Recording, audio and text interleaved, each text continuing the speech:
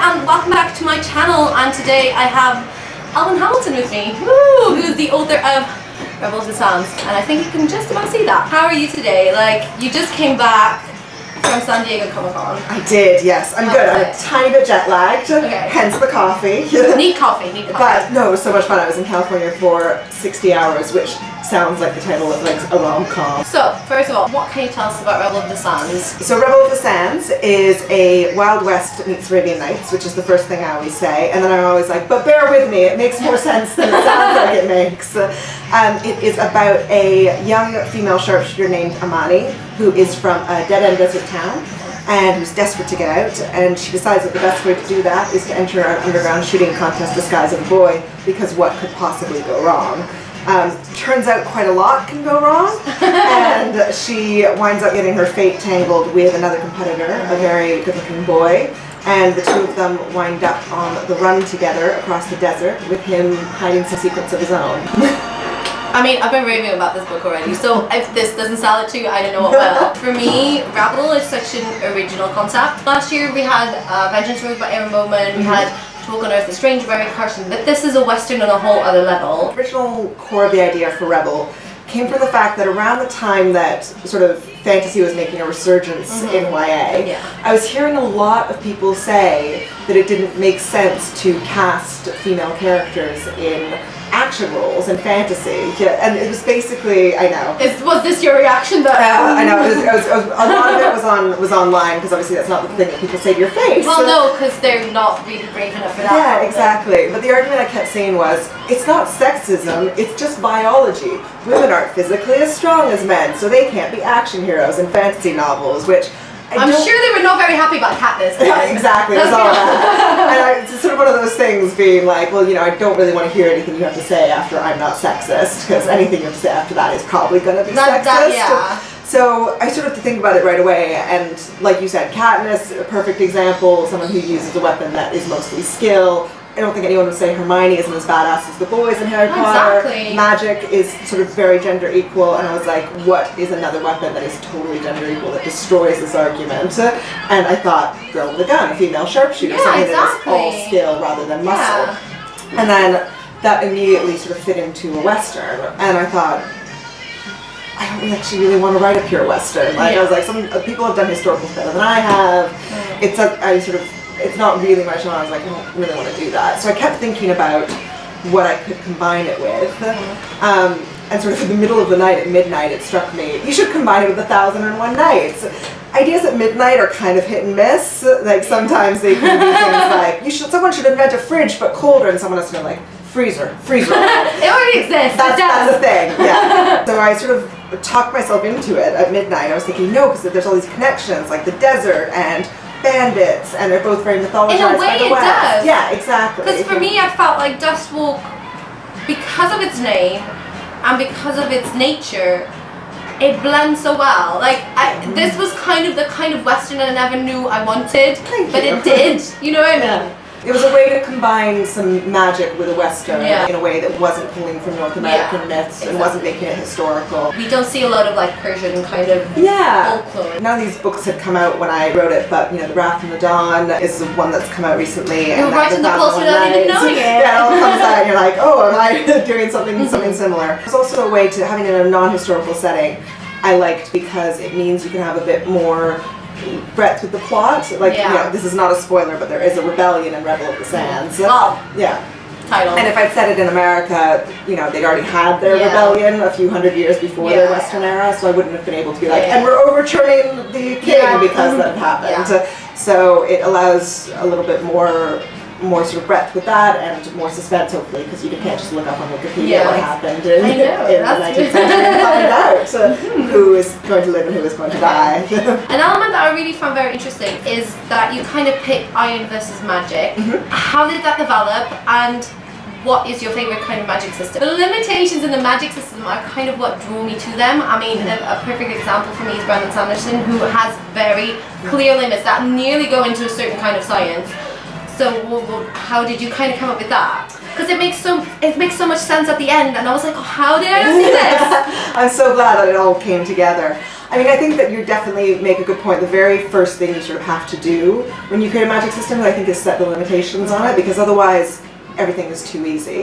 If the magic is unstoppable and can just do anything, then there's no peril. As soon as they're in trouble, you're like, and magic your way out of it. Exactly. So there needs to be something that explains why magic isn't the complete dominating force in the universe. And so that came a lot, again, from a lot of the elements of the plot, and the world building came from combining the Wild West and the Arabian Nights, because I knew I was pulling the magic system from 1001 Nights and a world that was kind of, at the time, was being industrialized. If you compare it to a time in our world that started building factories and railroads through the West and things like that. That was kind of a natural combination to tie the two together, and there's quite a lot of stuff in English, especially folklore, about iron versus magic. Like, the reason that we hang horseshoes above doors is because they're iron, and there's a whole story about shoeing the devil with horseshoes to ward him off.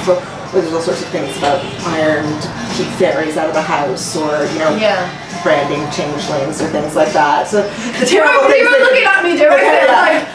The terrible things they do to babies who cry too much. Yeah, I know. So that sort of came from that element, and it made a lot of sense having that pulling that existing mythology out of English folklore, because of the two kind of tropes I was combining, the Wild West versus the 1001 Nights. So one of the things I really loved about Rebel was there's no insta-love whatsoever. It really felt really nice and slow. You kind of went to a really good solid friendship and like a partnership, which I think is very important in a relationship. Is friends to more your favorite romantic trope? I have so many romantic tropes I love. Friends to more is one of them. Another one I'm a total sucker for in books is I hate you and we're bickering all the time, but secretly there's all this tension between us. Another one I love is have to pretend to be a couple and then becomes an actual couple. Yeah. There's some good ones, I know, you know what I mean? There's so many good ones. I don't think like it really matters.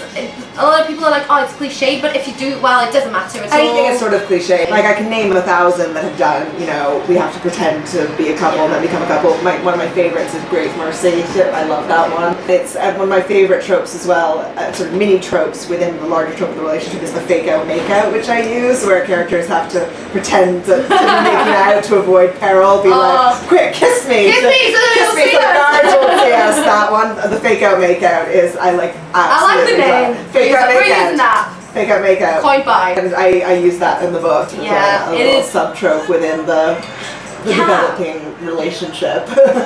So what is next? Because we just got the title Traitor to the Throne, which is like very difficult to say. Traitor to the Throne. So it's out in March 2017? It's February in the UK, March in the US. So we get it the UK gets it first, because I'm physically closer, geographically closer. Can you divulge anything about what's going to happen to Amani and company? Ooh, I've not had this question yet, so let me see if I can, what I can Again, think to you say heard that's it not here spoilery. Traitor to the Throne picks up about a half a year after the events of Rebel of the Sands. Amani is, see now this is kind of spoilery. This is spoilery for book one. Okay, so. well we'll put a little sign here, and then if the spoilers stop, then it'll be safe. So just mute it, okay, people? Yeah. Sounds good.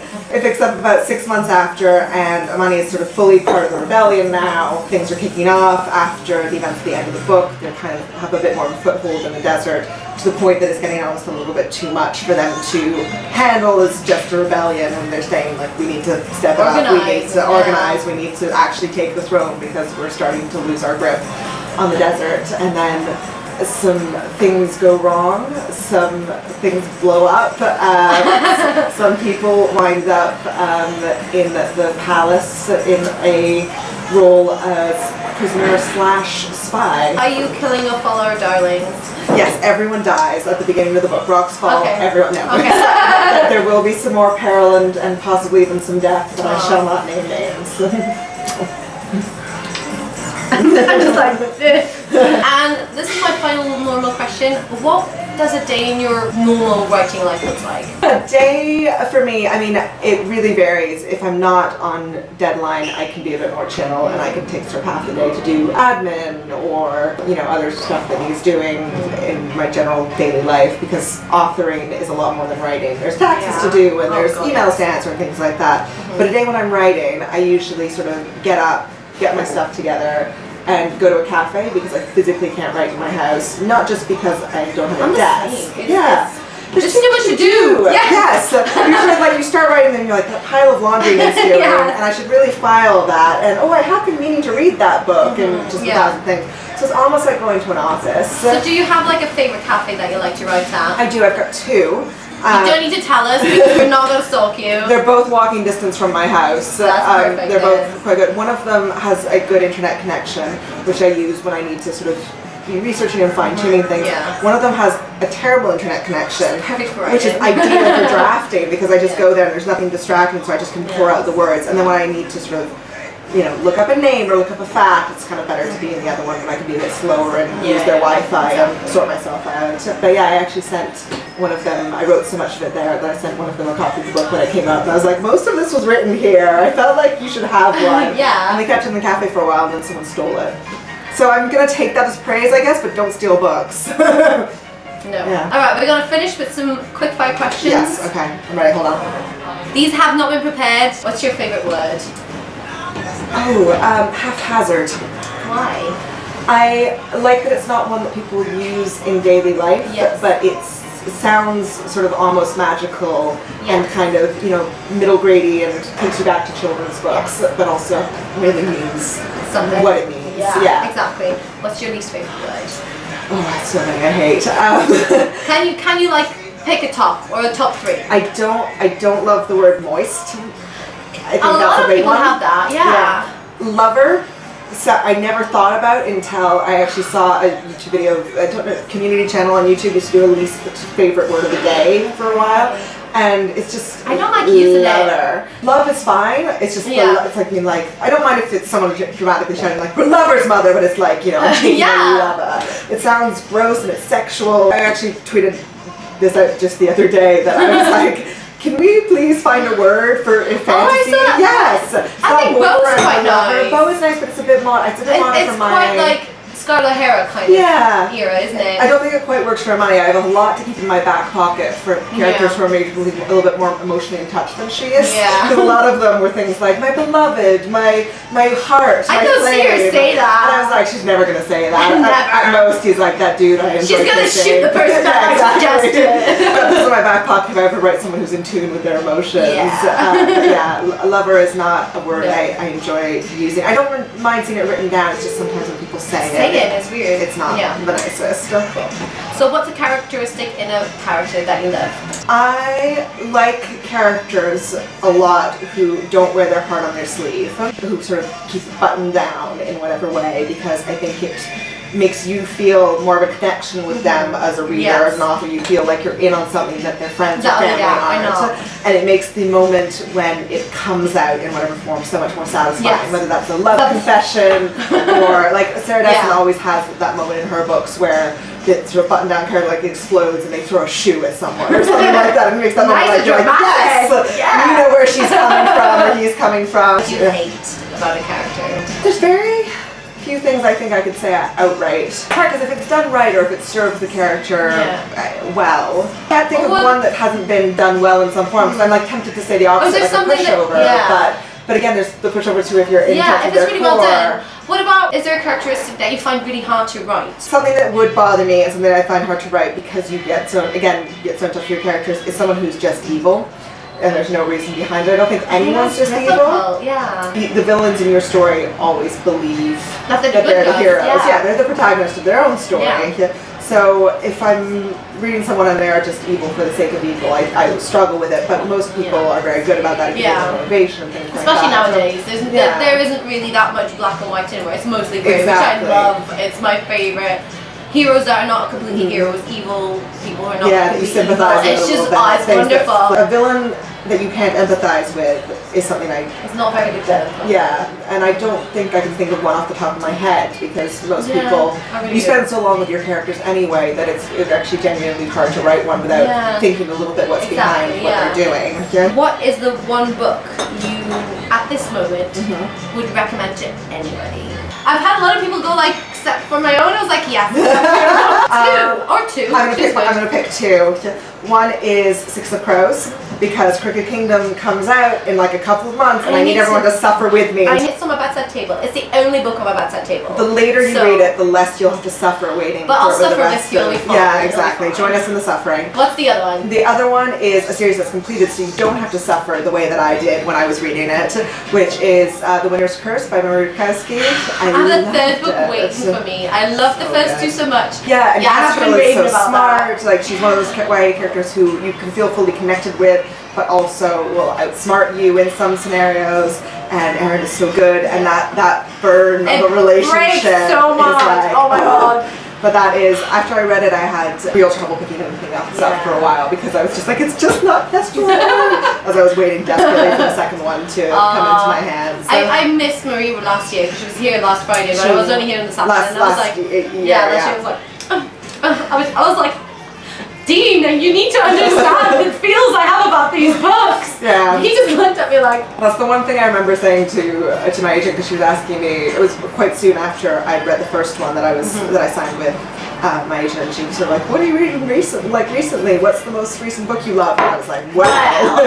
This is so much easier to talk about than my own book at that point, which, you know, was a nebulous stack of words. But yeah, I recommend that to everyone. I think both of those are incredibly good fantasy primers in that they are fully immersive worlds, they're engaging characters, but they are not intimidatingly fantasy-ish. Yeah. Like, I think some people feel intimidated by fantasy. They're like, oh, it's too many different characters or different species or whatever, and neither of those have that. And they're all built around the characters. And I think the great thing about YA in general over adult books, not that adult books aren't great as well. The thing that I love about YA is that the characters in them they're becoming who they're going to be. And so a lot of the time you get to be with them for their first It's such an important time as well in people's lives. Yeah. A lot of times you read adult novels, and a lot of what the character is, they're built on, you know, they'll have a flashback to something that happened to them. They've had their heart broken, they were left, and I'm not saying YA characters don't have a past, because of course you do by the time you're 16, 17, 18, but a lot of it is still them becoming, and I love watching them make those decisions and fall in love for the first time, and have their heart broken for the first time, and discover that their parents are fallible for the first time, and all that stuff. Number 4, what's your favourite Harry Potter character? I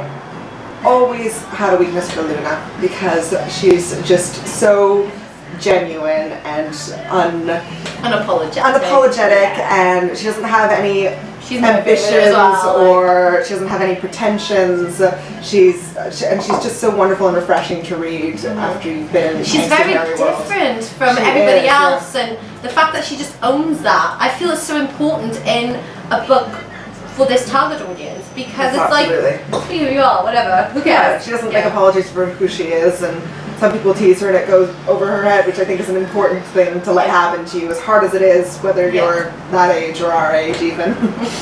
Any age. Any age, it's hard. And finally, what other genre, so apart from the one you're writing at the moment, would you like to attempt and be like supremely good at? I will never be able to write contemporary, I don't think, because my natural instinct is to blow things up when the plot's novels. Like, you can see it in both books that you know, I'm like, and something blows up and the plot progresses. So I think a sort of a natural thing, not natural, but another thing that would be more in my wheelhouse would be writing sci-fi / dystopian, something that didn't necessarily have magic but still has this sort of level of stakes and world building, but comes from a sort of very different part of the world, whether it's the future or what have you. So you could still have girls kicking butt and things blowing up if you need to, just not, you know, with magical sand horses on the next one. So thank you so much for watching, guys, and I'll talk to you all very soon. Bye.